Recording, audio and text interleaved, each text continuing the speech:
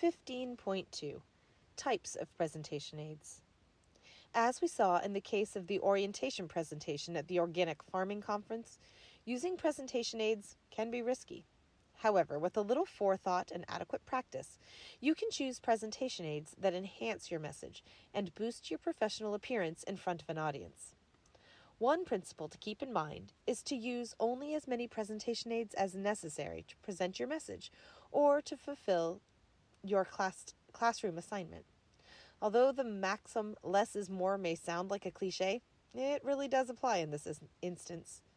The number and technical sophistication of your presentation aids should never overshadow your speech. Another important consideration is technology. Keep your presentation aids within the limits of the working technology available to you. Whether or not your classroom technology works on the day of your speech, you will still have to present. What will you do if the computer file containing your slides is corrupted? What will you do if the easel is broken? What if you had counted on stacking your visuals on a table that disappears right when you need it? You must be prepared to adapt to an uncomfortable and scary situation. This is why we urge students to go to the classroom at least 15 minutes ahead of time to set up the equipment and ascertain the condition of things they're planning to use. As the speaker, you are responsible for arranging the things you need to make your presentation aids work as intended. Carry a roll of duct tape so you can display your poster even if the easel is gone. Find an extra chair if your table has disappeared.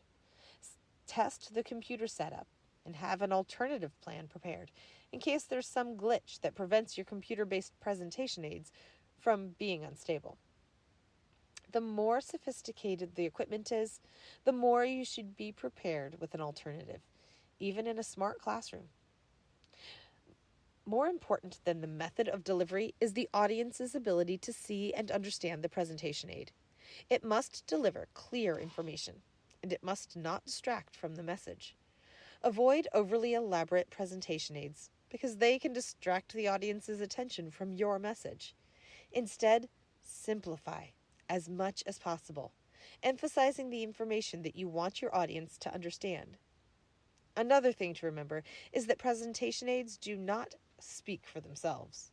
When you display a visual aid, you should explain what it shows, pointing out and naming the most important features.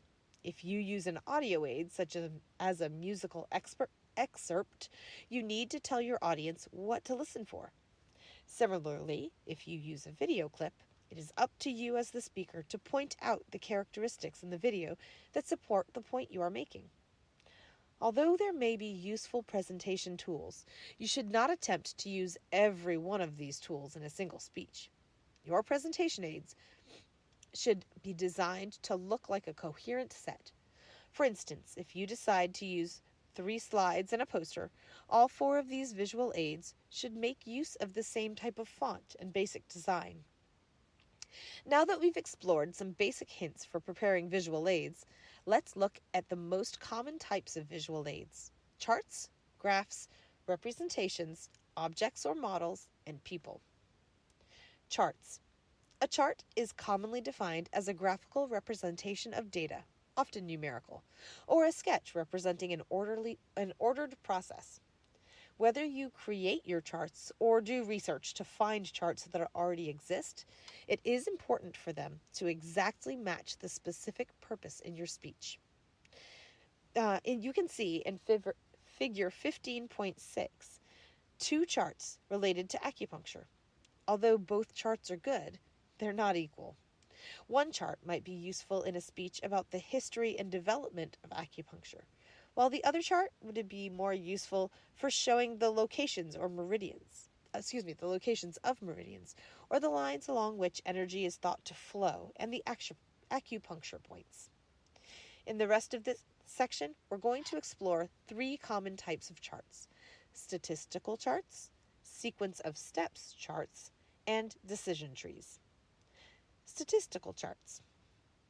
For most audiences, statistical presentations must be kept as simple as possible, and they must be explained. The statistical chart shown in figure 15.7 is from a study examining the effects of maternal smoking on a range of congenital birth defects. Unless you're familiar with statistics, this chart may be confusing. When visually displaying information from a quantitative study, you need to make sure that you understand the material and you can successfully and simply explain how one should interpret the data. If you are unsure about the data yourself, then you should probably not use this type of information. This is surely an example of a visual aid that, although it delivers a limited kind of information, does not speak for itself. Sequence of steps chart. Charts are also useful when you're trying to explain a process that involves several steps. The two visual aids in Figure 15.8 depict the process of cell division, called mitosis, using a sequence of step charts. But they each deliver different information. The first chart lacks labels to indicate the different phases of cell division. Although the first chart may have more color and look more polished, the missing information may confuse your audience. In the second chart, each phase is labeled with a brief explanation of what is happening, which can help your audience understand the process. Decision trees. Decision trees are useful for showing the relationship between ideas. The example in Figure 15.9 shows how a decision tree could be used to determine the appropriate weather for playing basketball. As with the other types of charts, you want to be sure that the information in the chart is relative to the purpose of your speech, and that each question and decision is clearly labeled. Graphs. Strictly speaking, a graph may be considered a type of chart, but graphs are so widely used that we will discuss them separately. A graph is a pictorial representation of the relationships of quantitative data using dots, lines, bars, pie slices, and the like. Graphs show the variation in one variable in comparison with that of one or more other variables.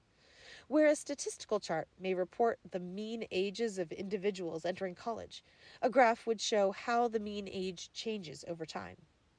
A statistical chart may report the amount of computers sold in the United States, while a graph will show the breakdown of those companies by operating systems such as Windows, Mac, and Linux. Public speakers can show graphs using a range of different formats. Some of these formats are specialized for various professional fields. Very complex graphs often contain too much information that is not related to the purpose of the student's speech. If the graph is cluttered, it becomes difficult to comprehend. In this section, we're going to analyze the common graphs speakers utilize in their speeches: line graphs, bar graphs, and pie graphs. Line graph. A line graph is designed to show trends over time. In Figure 15.10, we see a line graph depicting the fall of Enron's stock price from August 2000 to January 2002.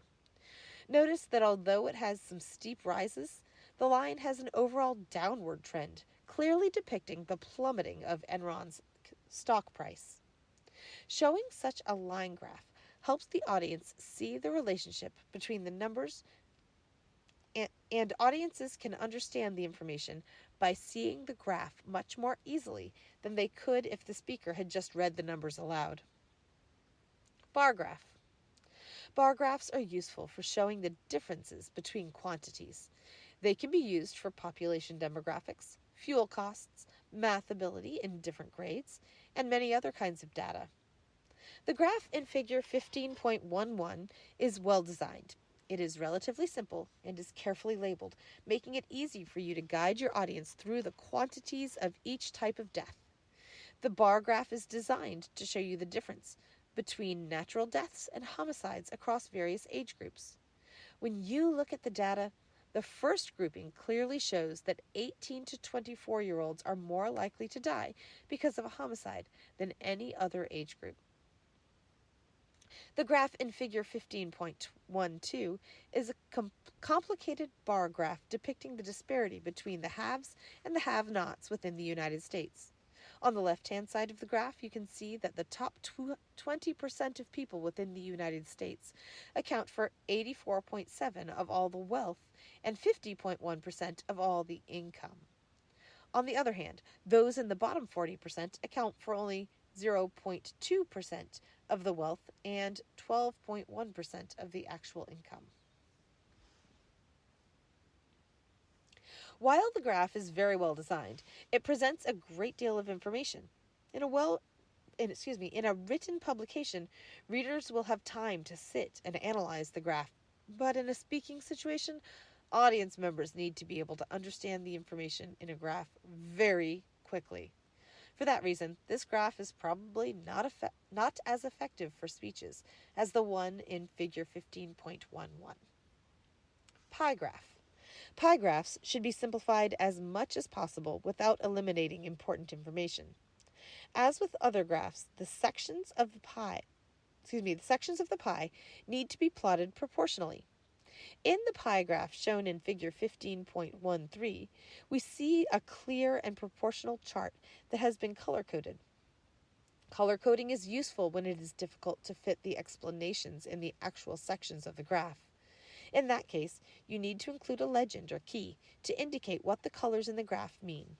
In this graph, audience members can see very quickly that falls are the primary reason children receive concussions.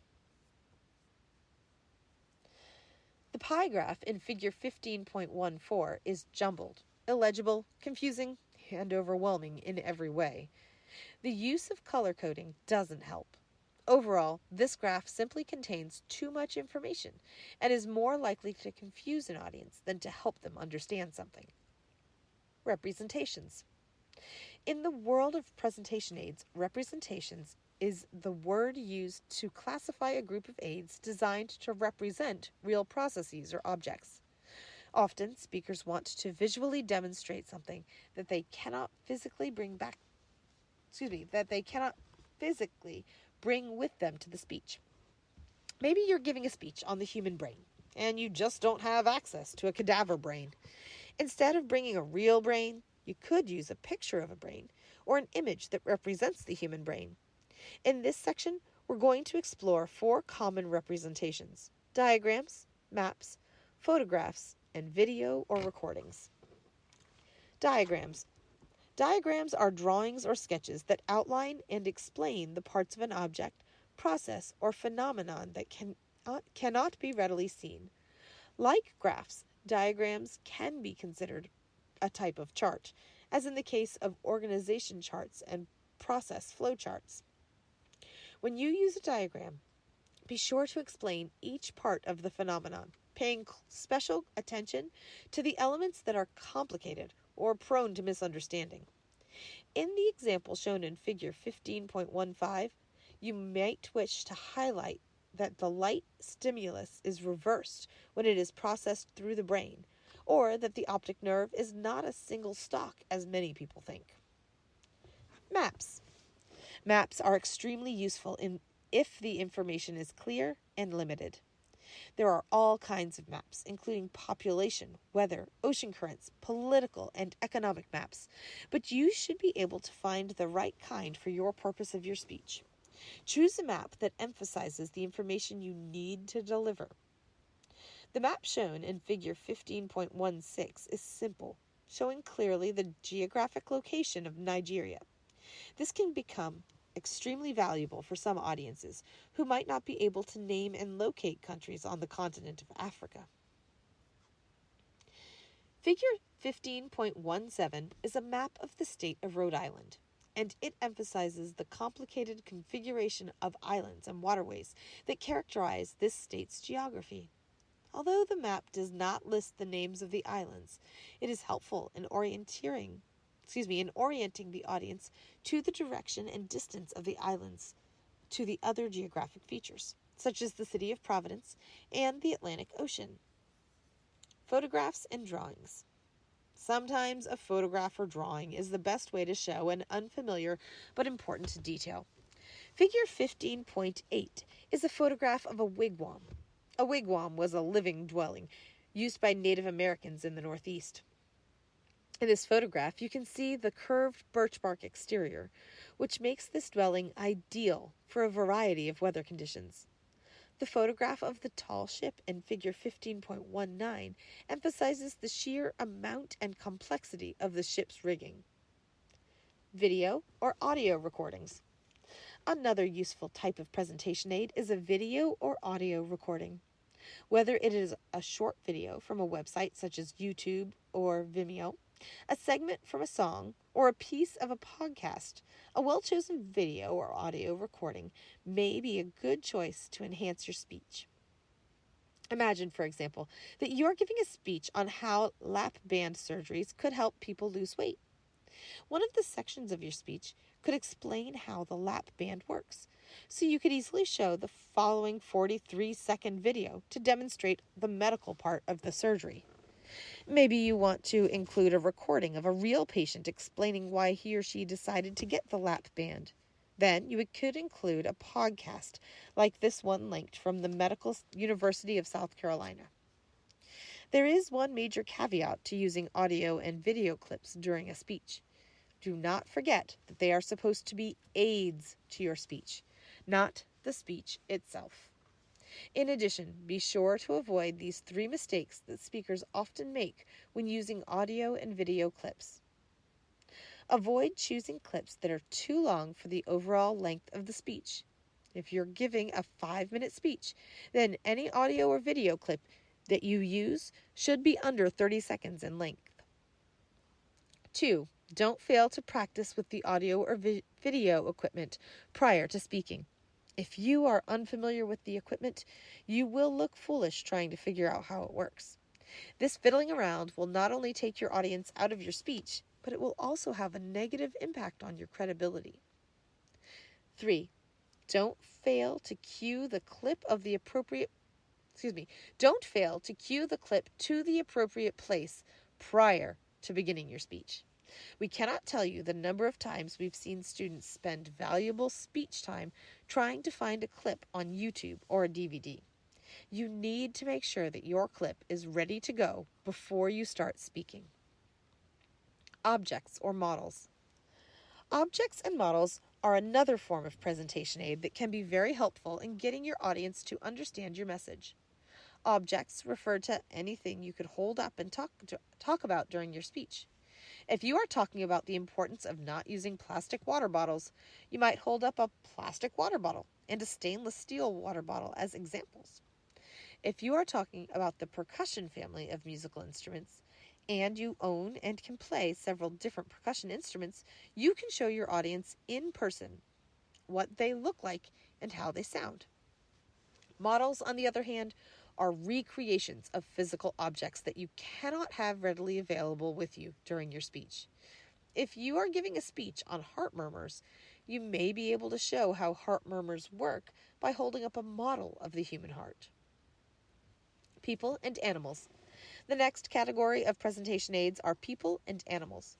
We can often use ourselves or other people to adequately demonstrate an idea during our speeches. Animals as presentation aids. When giving a speech on a topic relating to animals, it is often tempting to bring an animal to serve as your presentation aid.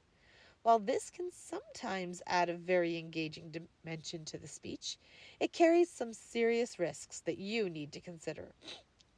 The first risk is that animal behavior tends to be unpredictable. You may think this won't be a problem if your presentation aid animal is small enough to be kept confined throughout your speech. For example, a goldfish in a bowl or a lizard or bird in a cage. However, even caged animals can be very distracting to your audience if they run about, chirp, or exhibit other agitated behavior. The chances are that an animal will react to the stress of an unfamiliar situation by displaying behavior that does not contribute positively to your speech. The second risk that some audience members may respond The second risk is that some audience members may respond negatively to a live animal. In addition to common fears and aversions to animals like snakes, spiders, and mice, many people have allergies to various animals. The third risk is that some locations may have regulations about bringing animals onto the premises. If animals are allowed, the person bringing the animal may be required to bring a veterinary certificate or may be legally responsible for any damage caused by the animal.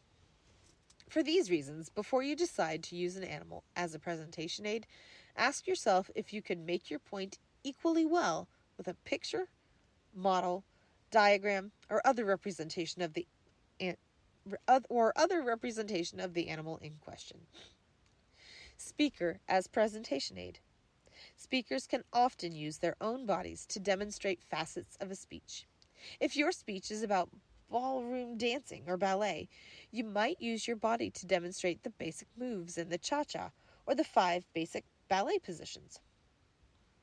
Other people as presentation aids. In many speeches, it can be cumbersome and distracting for the speaker to use her or his own body to illustrate a point.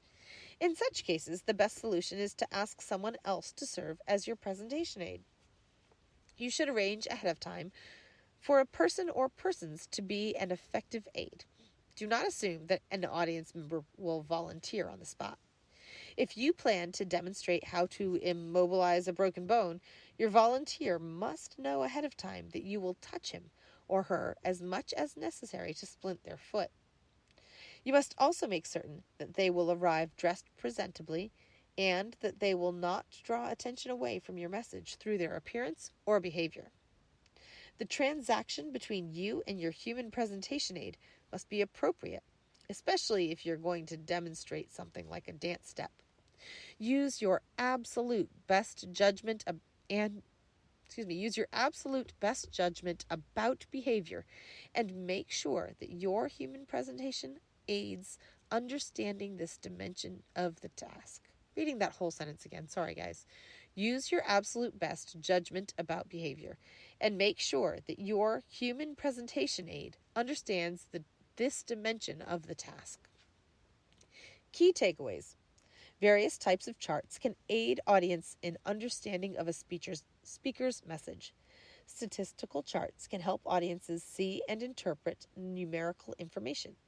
Sequence of steps charts show how a process occurs. Decision trees help audience members see how a specific decision can be made in a logical fashion. Line graphs, bar graphs, and pie graphs are commonly used by speakers to help present numerical information. The information presented on a graph should be clean and easily understandable from a distance. Representations are presentation aids designed to represent a real person or object. Commonly used representations in public speaking include diagrams, maps, photographs, and video or audio recordings. Objects are physical items that can be held up and used during a speech.